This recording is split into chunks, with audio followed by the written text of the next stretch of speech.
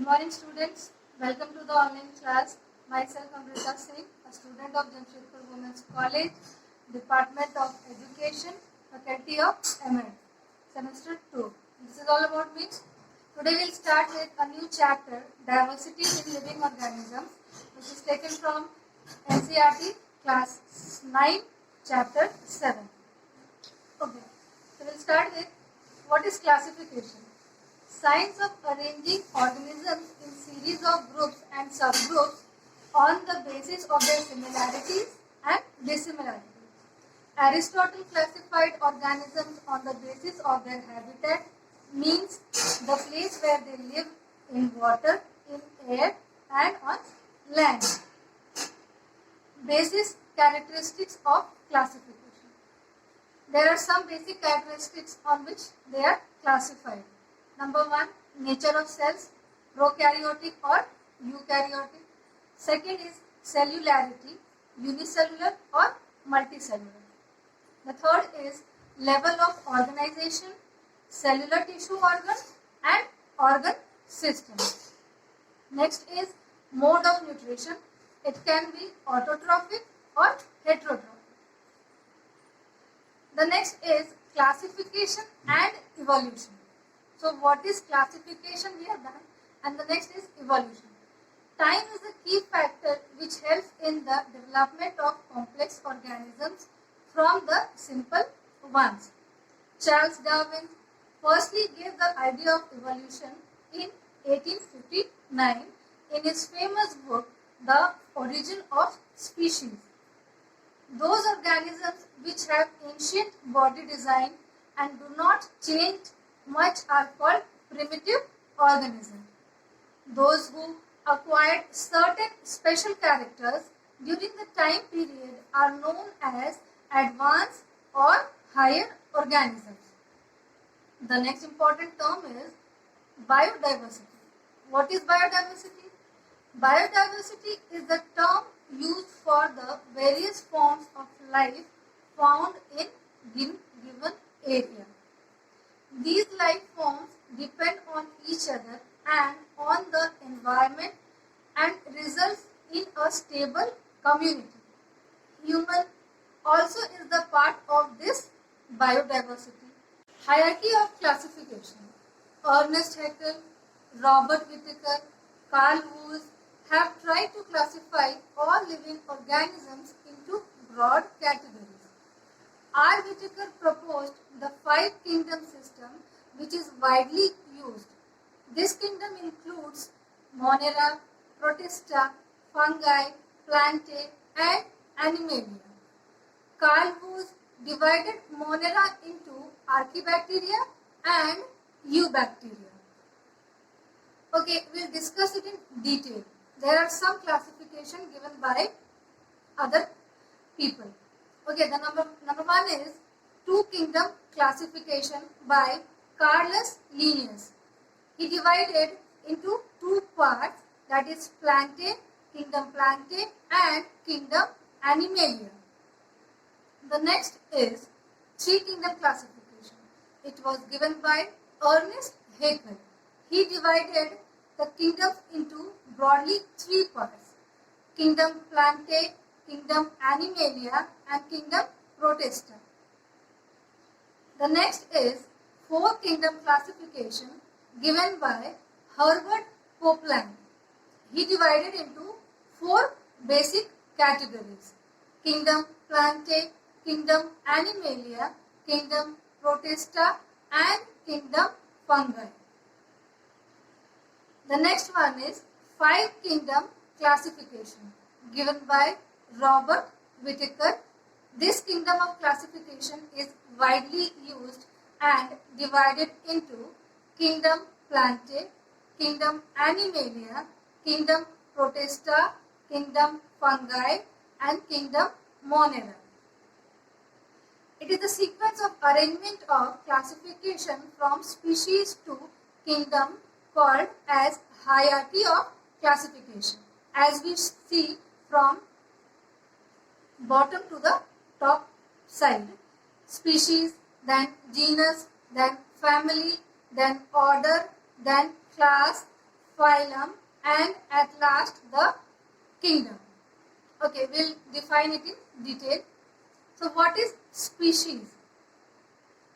Species is a group of individuals with similar morphological characteristics which are able to breed among themselves and produce offspring of their own kind. Individuals of the same species resemble each other closely both structurally and functionally. The next point is genus. It is a group of species which are related and have less characteristics in a common as compared to species. Members of a genus have identical reproductive organs. Family. It is represented by a group of related genera that are more similar to each other than with the genera of other families. The next is order. It is an assemblage of families resembling one another in a few characteristics. Class. It represents organisms of related orders. Phylum. It includes all organisms belonging to different classes having a few common characteristics. At last, kingdom. It includes all organisms who share a set of distinguished common characters. Further classification. Further classification is done by naming the subgroups at various levels as given. Kingdom, phylum or division, class, order, family, genus and species. We have discussed it earlier only. Okay. Kingdom Monera, Kingdom Protista, Kingdom Fungi, Kingdom Plantae and Kingdom Animalia. So we go in brief. The first one is Kingdom Monera. You can see the diagram side by side and understand it well. We'll go with point wise. Number 1. These are unicellular organisms. Nucleus and cell organelles are absent. They may or may not have cell wall. They are autotrophic or heterotrophic, able of nitrogen fixation. That means they are capable of doing nitrogen fixation. Reproduced by asexual method. This is very important. They reproduce by asexual methods. The examples are bacteria, cyanobacteria and mycoplasma. The second is Kingdom Protista. Unicellular organisms. They are unicellular organisms. A well-defined nucleus and cell organelles are absent. As you can see in the diagram itself, they may be autotrophic or heterotrophic. Some of these organisms have appendages like cilia and flagella for movement. They are the locomotory movement. They reproduce by both sexual and asexual methods. The examples of this kingdom are diatoms, protozoans are some examples. The next kingdom is Kingdom Fungi. They are heterotrophic eukaryotic organisms. They are basically the saprophytes. Cell wall is made up of chitin. Some of them live in close relationship with certain algae and plants, forming lichens and mycorrhizae. Some of them have the ability of being multicellular also. The examples are yeast, mushroom and rhizophus. As you can see in the diagram, it is clearly visible. Okay. The next kingdom is Kingdom Plantae. They are multicellular eukaryotic organisms. This kingdom includes all the plant species. They are autotrophic and prepare their own food. They are further classified into 5 major divisions. The 5 major divisions of kingdom plantae. Number 1, division Thallophyta. Body of the organisms is not differentiated into organs. They are mainly aquatic, found in marine and fresh water. Tissue for conduction of material and for mechanical strength is also absent. They are covered by mucilage. Reproduce vegetative, asexual and asexual reproduction. Algae are examples of these divisions. You can see many examples side by side. It will be easy to understand for you. Okay, the next division is Bryophyta. Plant body is differentiated into leaf, root and stem-like structures. Special conducting tissues are not present. These are known as amphibians of plant kingdoms. Reproduce vegetative, asexual and by the means of sexual reproduction. Examples are Funaria, Anthoceros and Mercantia. We will move to the next division. Division Pteridophyta. Plant body is differentiated into leaf, stem and roots. They also have conductive tissues.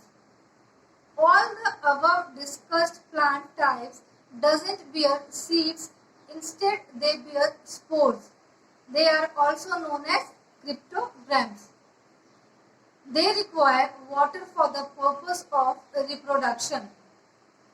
Phem, Eddington and Silanogenella are some examples. The next is division Gymnosperms. These plants bear naked seeds, mean seeds are not enclosed in fruits. These are perennial evergreen trees having woody trunk. They bear cones in which seeds are placed. As you can see in the diagram, Sequoia sempervirens is the largest tree found on earth, approximately 125 meters is an example. Other examples are Pinus and Cycas. The next division is division Angiosperms. These bear seeds covered by special organs known as fruits. They bear flowers as their reproductive organ. Embryo in seed has special structure called cotyledons which act as seed leaves at the time of germination. They are divided into 2 groups, monocots and dicots. Wheat, rice, rose and tomato are the examples of these divisions. So we are done with kingdom Plantae. Now we will move to the next kingdom, that is kingdom Animalia. The word animalia itself means animal. Okay. So the main characteristics of this kingdom are as follows. These are eukaryotic organisms of heterotrophic nature. These are multicellular organisms. Their cells do not bear cell walls and chloroplast. They are further subdivided into following categories. They are phylum Porifera. You can see the diagram. These animals bear small holes on their body surface. They are aquatic, sedentary means on non-motile. They have cellular level of body design. They bear hard external skeleton and have a canal system for the distribution of food and gases. Spongilla and cycle are the examples. The next phylum is Coelenterata. They are aquatic animals and have tissue level of body design. They have a body cavity called coelom, so named as Coelenterata. They may be solitary or conolean.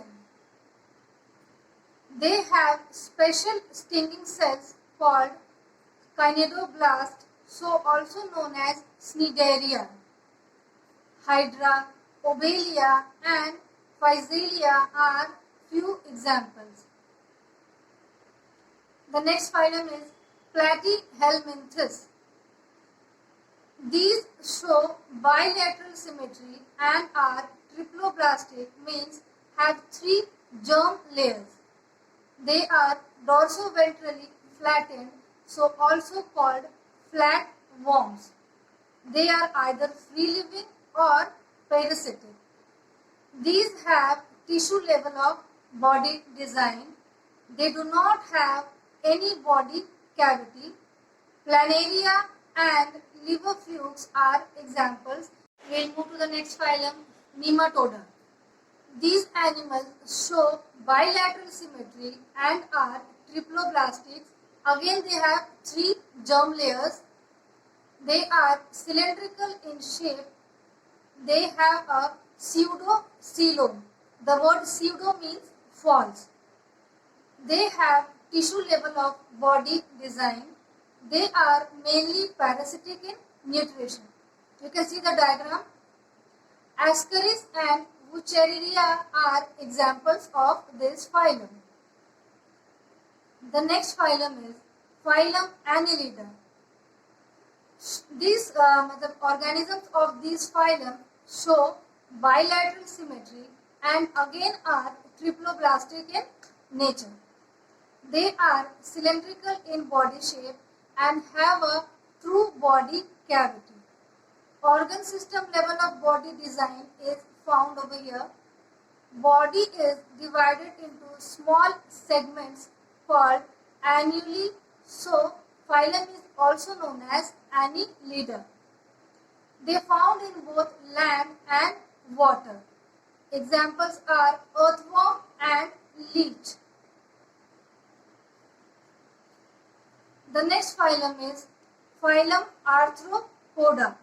Arthropoda means jointed legs. So these animals show bilateral symmetry and are triploblastic, means have again 3 germ layers.